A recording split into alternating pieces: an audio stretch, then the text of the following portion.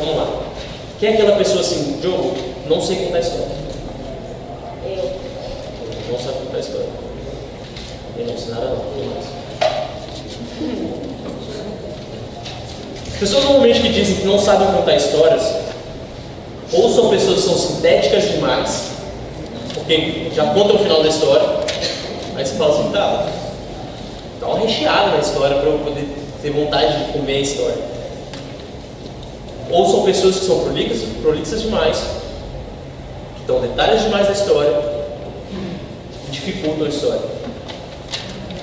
Então, com a história, a principal ideia é gerar conexão.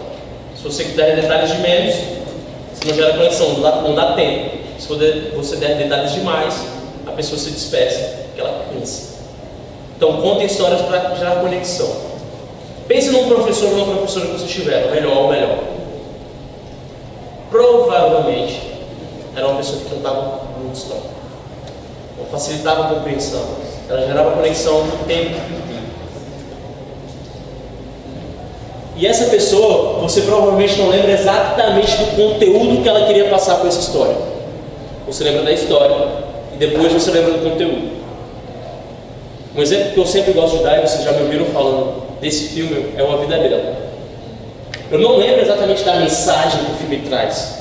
A primeira coisa que eu lembro é a história. É um pai com um filho, não lembro se na Primeira ou na Segunda Guerra Mundial, que tenta dizer para o filho que não está tendo uma guerra, é um jogo.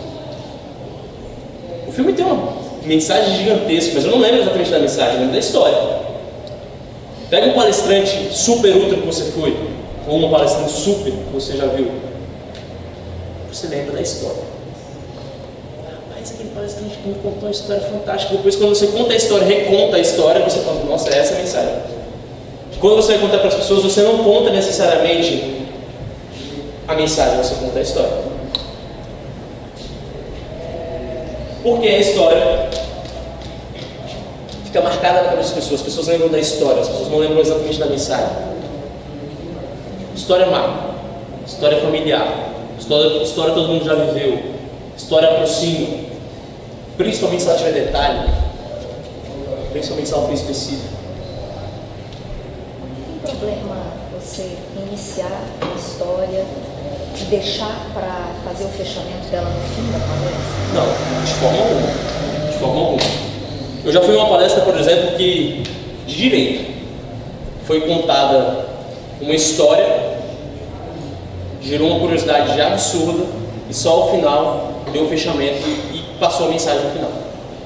A mensagem que era a história. E quando eu vi a história, eu falei, história super interessante, pra quê?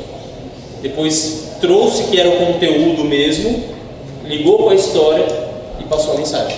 Então, e história você também engloba um conto, uma metáfora? Uma metáfora, sim. Sim. Nessa hora a gente... História. História é ampla. História é ampla. Sentido amplo mesmo. Usem e abusem das histórias. Estou fazendo um curso sobre... Chama-se Negócio de Palestras, do Roberto Chiniachik. E ele fala justamente que um dos ganchos de uma boa palestra é você fragmentar algumas histórias que você acha que é pertinente. Você pode contar um pouco no começo, no meio, quando você está desenvolvendo o seu tema, você continua com aquela história e deixa o grande finale no fim. Isso desperta nas pessoas uma grande curiosidade, faz com que elas prestem atenção no desenrolar da sua fala. É uma das dicas que ele dá no curso, bem interessante. Pessoal, todo mundo... Quem é que estava na aula do storytelling desse ano? Que era a aula da Kombi? Por que eu estou dizendo isso? Lá a gente contou uma estrutura de história. Como fazer estruturar uma história.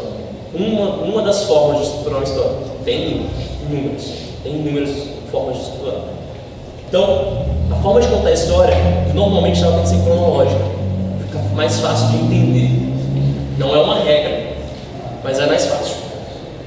João, posso contar uma história invertida? Pode. É arriscado, então muito cuidado para as pessoas entenderem. Sempre falo nessa hora que a gente fala de ordem de história, de cronologia de história, eu falo do filme A Origem, do filme do Leonardo DiCaprio, aquele jogo dado. Aquele filme eu tive que ver umas 6 vezes e até hoje eu não entendi, gente. É de coração, assim. Porque ele vai e volta no tempo 300 vezes. E ele vai 100 anos e ele volta 30. Aí ele vai 2 e volta 50. Ele vai 6 meses e volta 5 anos. Eu me perco. Então, cuidado quando for contar a história. Usem e abusem das histórias, só tomem cuidado. Quem não sabe a estrutura da história, a gente tem lá no Dropbox. E provavelmente daqui a pouco a gente vai voltar também no Storytelling. Maneira de contar a história.